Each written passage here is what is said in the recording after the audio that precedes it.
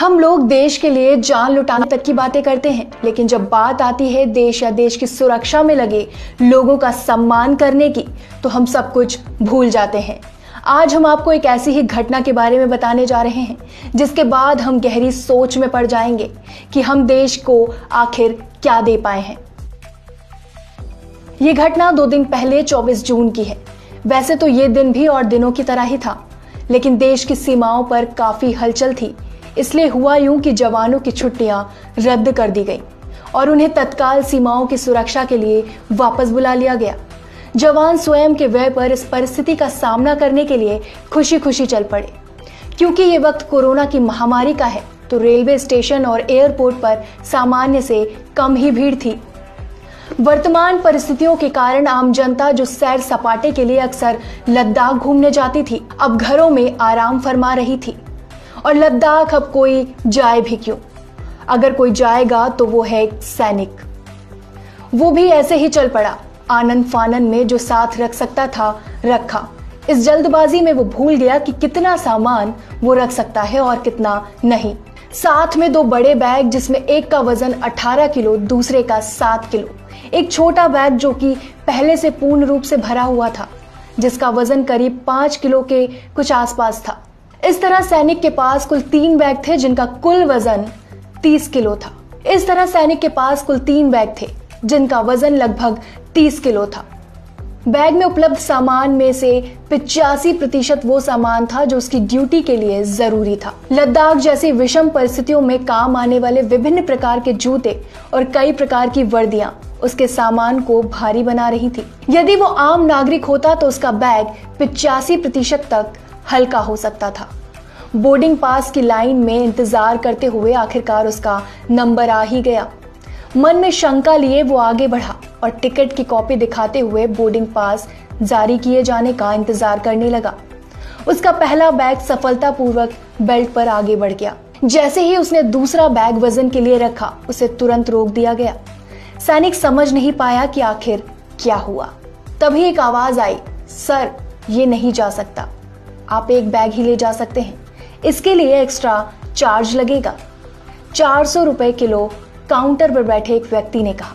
जवान ने काफी विनम्र निवेदन करते हुए कहा, सर प्लीज जाने दीजिए, जरूरी सामान है, जरूरत पड़ेगी। नहीं, ये हमारी कंपनी की पॉलिसी के खिलाफ है। आप अपना बोर्डिंग पास लीजिए और साइड हो जाइए। और भी यात्री लाइन में हैं, काउंटर पर बैठे व्यक्ति ने कहा। जवान ने फिर निवेदन किया कि शायद इस बार वो लोग मान जाएं। सर प्लीज देख लीजिए, ज्यादा नहीं है, 7 किलो ही तो है, अगली बार ध्यान रखूंगा। अब की बार काउंटर पर बैठे व्यक्ति ने थोड़ा झल्ला कर कहा, नहीं सर, आप समझते क्यों नहीं, फर्स्ट काउंटर पर जाकर हमारे मैनेजर से बात कर लीजिए, हम कुछ नहीं कर सकते। निराश जवान काउंटर से हटते हुए काउंटर नंबर 1 पर गया।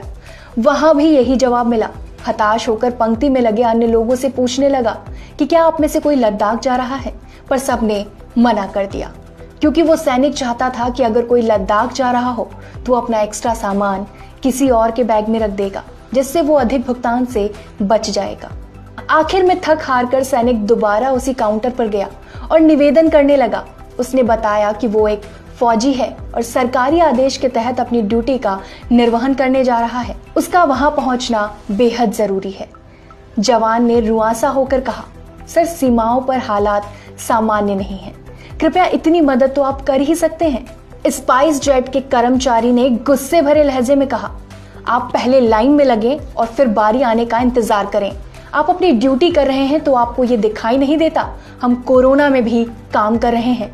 लाइन में दोबारा लगना मतलब कि 45 मिनट फिर से खड़े रहना। खैर वो सैनिक था, बर्फीली रातों में घंटों सीमाओं पर खड़ा रह सकता था। ये 45 मिनट उसके लिए कुछ नहीं थे। लाइन में अपनी बारी का दोबारा इंतजार करते हुए वो सोचने लगा, यह है देश के नागरिकों की सोच। सोशल मीडिया पर सैनिकों की शहादत पर आंसू बहाने वाले ये लोग कितने घटिया हैं। क्या इनके लिए जान देते हैं हम? फिर सैनिक ने सोचा, ये तो मानने वाले नहीं हैं, तो अगर 7 किलो वजन कम कर दिया जाए तो क्या कम कर सकता हूँ। वो कंबल जो उसकी माँ ने जाते वक्त ये कहते हुए दिया था, बेटा वहां ठंड होगी, जरूरत पड़ेगी, जिसकी कीमत 1000 रुपए से ज्यादा नहीं होगी, पर उसकी कीमत से ज्यादा उसे उसके किराए पर खर्च करना पड़ेगा। ताकि उस कंबल में उसे उसकी माँ की गोद का एहसास होता रहे।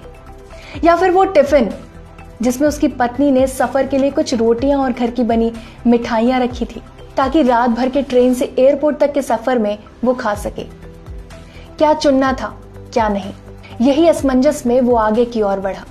बिना ज्यादा कुछ कहे अपना डेबिट कार्ड काउंटर पर बैठे स्पाइस जेट के कर्मचारी को थमा दिया। अपनी जीत पर मुस्कुराते हुए स्पाइस जेट के कर्मचारी ने एक पर्ची बनाकर उस सैनिक के हाथ में थमा दी। तभी एक मैसेज उस सैनिक के मोबाइल पर आया। ₹2800 spent on your SBI card ending with 5437 at SpiceJet Limited on 24 June 2020। पर्ची को और कार्ड को जेब में डालते हुए वो अगली प्रक्रिया के लिए आगे बढ़ गया। इस घटना को सुनकर बहुत से लोग सोच रहे होंगे कि पेमेंट में दिक्कत क्या थी, पहले कर देता तो ये सब देखना ना पड़ता। तो जरा गौर कीजिए कि 7 किलो अतिरिक्त वजन को साथ ले जाने में क्या दिक्कत थी, जबकि 85% सामान सरकारी सेवा के लिए था। और अगर आप सोचते हैं कि 7 किलो अतिरिक्त वजन से हवाई जहाज नहीं उड़ सकता था, तो 400 रुपए प्रति किलो के भुगतान के बाद कैसे उड़ पाएगा? ये वो फ्लाइट कंपनियां हैं जो शहादत के बाद लौट रहे किसी सैनिक के शव से भी अतिरिक्त भार व्यय के नाम पर 400 रुपए प्रति किलो वसूलने में गर्व महसूस करेंगी। ये तो महज एक घटना है। देश के सैनिकों को हर मोड़ ऐसे लोगों और ऐसे विभागों का सामना करना पड़ता है। सैनिकों की शहादत पर सोशल मीडिया पर बड़ी बड़ी बातें करने वाले लोग भी यही होते हैं, लेकिन जब आम जिंदगी में सैनिकों की कुछ मदद करने का समय आता है तो सब कुछ भूल जाते हैं। तब लोगों को सिर्फ व्यापार और पैसा ही नजर आता है। आप इस सच्ची दर्दनाक घटना पर क्या सोच रखते हैं? इस परिस्थिति में आप क्या करेंगे? कृपया अपनी राय रखें और शेयर करें।